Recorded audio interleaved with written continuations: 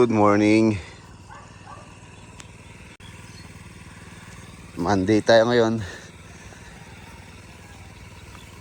Tidig na halaman si Margarito. Margar. Ito na yung tanim kong mais. Ayan o, lumalaki na. Tumataba na, no, Gar? Ano?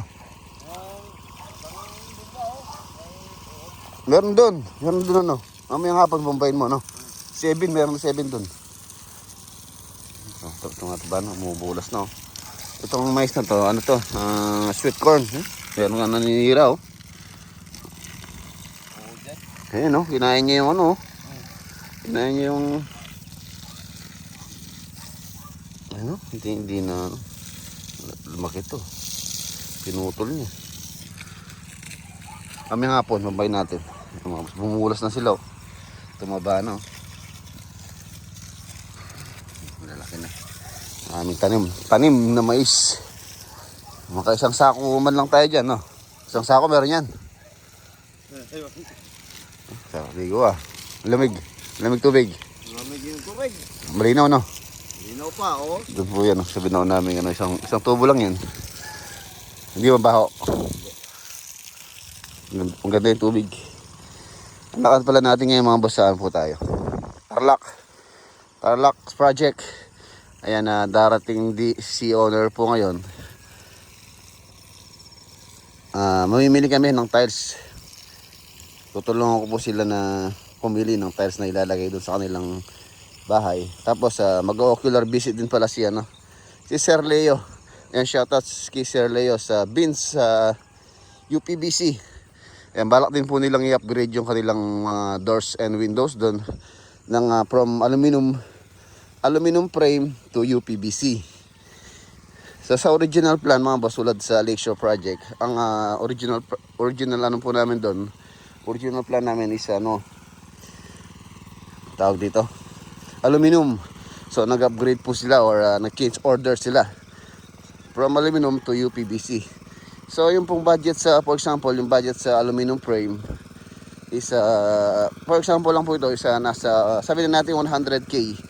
So if nag-upgrade sila ng aluminum ay UPVC, yung pong price difference, yung po yung magiging additional cost sa sa contract. So for example, 100k sa sa aluminum frame, tapos yung UPVC is 200, so mag-a-add sila ng 100k sa price. So yun po yung nila, magiging additional nila kung sakaling mag-change order sila or mababago yung kontrata. Ayan. So re-ready lang tayo. Maaga pa pero yung araw parang alas 6 pa lang. This time check is brought to you by Kuya Reyes Esteban. Alas 6:05. Magdadala din ako ng materyales ngayon sa Tarlac. Skim coat. Wala daw skim coat nila. Magdadala din ako ngayon doon. Tarlac po tayo for today's video. Tarlac tayo. Ayan, habang nadidilig si Margar, naliligo na rin. Ayan yung linaon namin isang tubo na napaka-useful na rin. So maganda po talaga pagka mayroon kayong ganitong farm.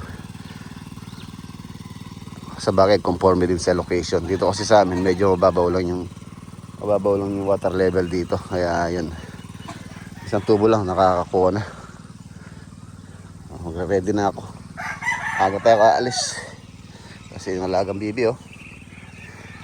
Ayun na sila. Ang lalaki na. Tapos yung nanay nito, malapit na rin mangitlog na. Mangitlog na rin siya, oh. Gutom yata sila. Doon ko lalagay yan. Napaayos ko na yun doon para malipat ko na yan. Tsaka yung mga manok dito, lahat ng manok dito, mga bas, dito ko nalalagay para wala nang dito. Wala na pong alaga dito na dyan, napakawala. So dito, pagka nakompleto na yung bakod dyan, hopefully sana makompleto, pwede na sila dyan. Dyan na lang sila walking. Mount Arayat, kagabi pala nasusunog yung bundok dito sa party na to.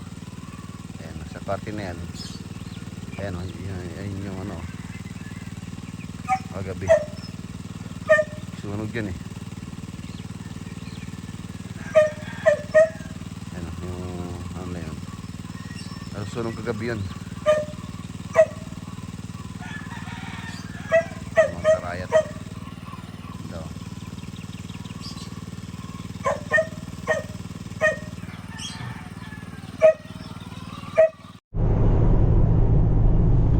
Ayan na, nandito na tayo. Dito po sa ano, T-Plex.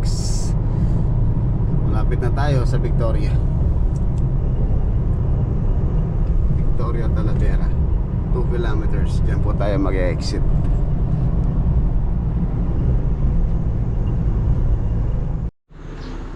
Ayan na, nandito na tayo. Dito po sa Victoria. Victoria Tarlac Project. Nandito na rin daw sila na sila Sir Leo. Yung po mag-ocular sa UPBC.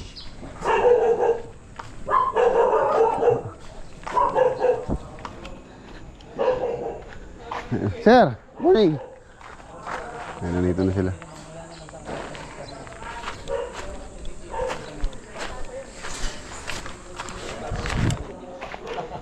Ay, good morning, sir. Morning. Okay, mga boss, dito na po si Sir Leo. Ano, sir? Hi, good Ay, muna sa vlog natin. Good morning po. Pangalawa pong kung sakali na magkasundo po kami sa presyo or sila Sir Leo tsaka si client. So ito yung pangalawang project namin ni Sir Leo dito sa Tarlac naman po ito sa Victoria. So yung sa Lakeshore, okay na po yun. Okay na po. Okay na po yung sa Lakeshore. Gante na. So yung pong UPBC ni Sir Leo, highly recommended ko po magandang klase. Magandang klase yung mga materials. Salamat po. Salamat. Mga balak nyo pong mag-UPVC sa inyong mga pinapagawang bahay. So, kontakin nyo po si Sir Leo. Naka-flash ko po sa screen yung kanyang page. Thank you, thank you.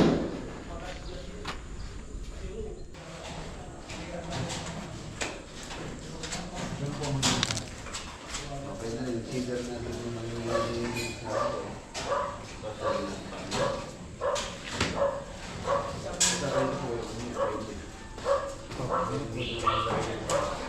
Ano yun eh? Pinag-iisipan ko pagka nandiyan yung window. madali lang po yung gawin pa. Magagawa na pa.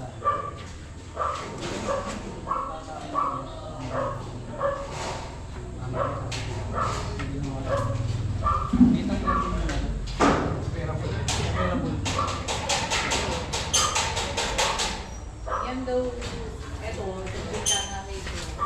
Bali, yung dalawa na tapos yung sa baba, yung medyan. Yung dalawa, tapos yung sa taas.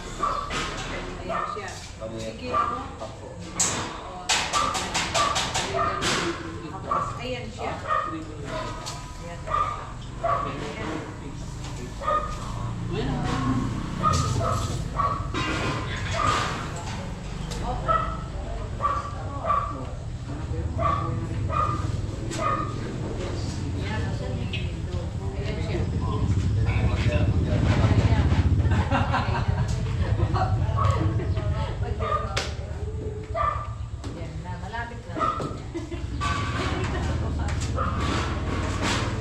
Yung iba naman, ayaw sa iba. Yung aesthetic pa rin. Pero bulky siya, hindi siya cute. Yes, correct. Pero ano siya? Mali yung malabo. Durable naman. Matibay sir, yun lang. Doon namin Sir Basti, wala akong masasabi. Ayaw, sige sir, contact details nila. Okay, sir. Sir, thank you. Thank you. Ingat, ingat. Okay na yun. Ayan, okay na. Inayos na nila.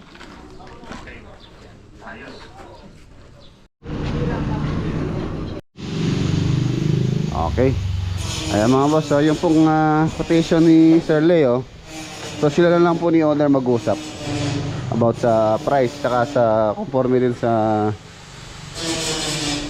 design or kulay na mapipili nila. Ayan, nag-apply na sila ng waterproofing. Waterproofing po yan. Lahat, all exterior wall. Waterproofing bago masilya or ma-skim coat. May dala akong skim coat ngayon pala.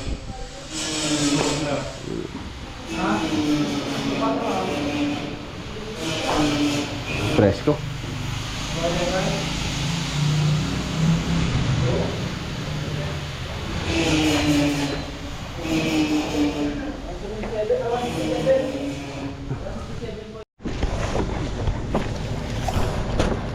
Ayan mga boss, diskarga. Tapos pagkatapos natin dito, titingin kami ng tiles nila owner. Punta tayo sa Wilcon.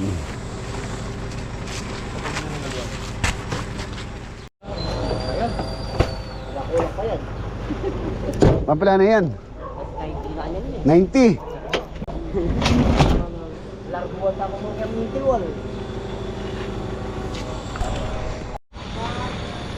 Yan, pang ano na po yan, pang 90 bag. Bale, tatlong beses na, pangatlong beses ng 30 pieces na deliver po rito ng skim coat. Dito ninyo, yan pa lang, nasa, ano yan, nasa 600 ang isang bag nito sa mga paint center o sa hardware. Ang ginagamit po namin yan, boss. Ang ganda. Maganda po yan. Ayan na, nandito po kami sa ano, sa RCJJ dito po sa Pining Tarlac. RB Ramos din po to. Sa iba lang yung pangalan. Titingin na po ng ilaw sila. Owner dito. Ayan, nandito po tayo sa Wilcon, Tarlac. Ayan, shoutout pala kay ano, kay Cap Sernan Cruz tsaka kay Kapitana. Ayan, shoutout po kay Ate Marites.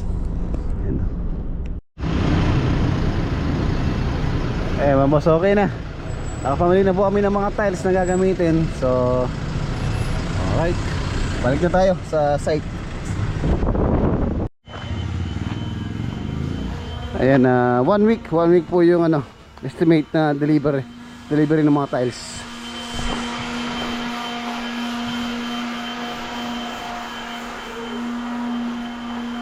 Puti na.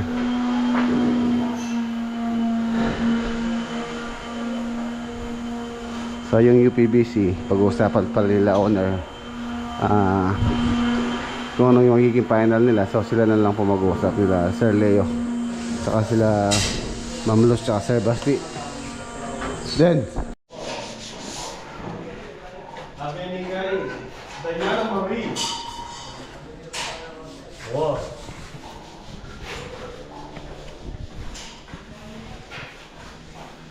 okay, sa living area, sa mga bedroom, okay na rin po yung tiles namin. Sa CR, meron na rin. Tsaka dito sa ito po, foyer. Tapos dito sa may porch, ayan, meron na rin po tayong tiles dito. So meron pa pong mga cladding dito yan.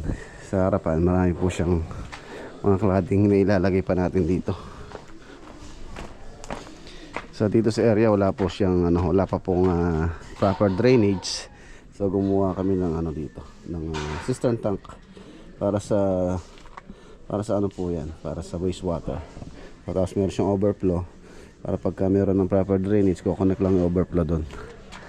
Ganun din sa kabilaan po yan. Ayun na. Dito yung cladding pa dyan. Tapos yung bubong dito, pinag-usapan na rin naman ni owner yung pinakabubong dito sa garahe. So ayan, soon ilalagay na rin po yung bubong dyan. Unahin muna natin tapusin tong bahay. Tapos itong mixer na to, kung hindi na magagamit to, pull out ko na para hindi na nakasagabal dito. Ito po kasing harapan, alas ito lang po yung aming naging ano dito, naging stockpile. So buhangin, graba, semento dito po nakaimbak. Kaya kung mapansin nyo, wala tayong parkingan. So nagparking lang muna ako doon sa may chapel. So doon na yung setback nya. Ayan. Okay, iwan na natin sila para din tayo gabihin sa biyahe pauwi.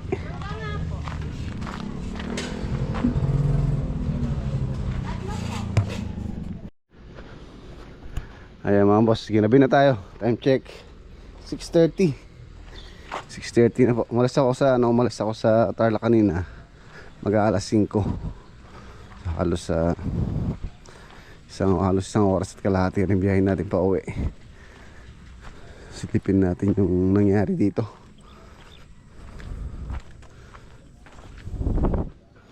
So yun. Ayan, naayos na pala dito. Yun, napatag na yung dito, yung tambak. Ayan, pinapaasinta ko na ito, pinapataasan ko. Dahil dito ko po papalagay yung mga PB. Ayos na rin tambak. Yan si area na to. Hanggang dito siguro. PB tsaka manok. Ayan, ayos na rin dito. Tambak na rin. Ayan, nandun na sila. Sa konti na lang. Siguro sa tansya ko halos nasa ano lang yan. Yung babakuran doon. Nasa 1,500 square meter na lang halos yun. 1,500. Yung sa may gilid, yung sa may ano na lang doon.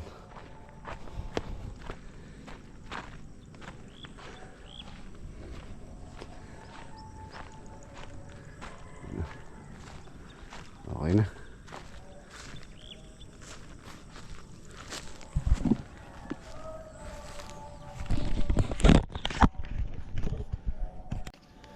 So ayan na mga boss, dito ko na po tatapusin yung ating vlog for today. Maraming salamat po sa inyo walang sawang suporta dito sa ating channel. So bukas, meron po tayo lakad bukas. Update po kayo bukas ang lakad natin. Kita-kita po tayo sa next vlog. Paalam po. God bless. Ingat.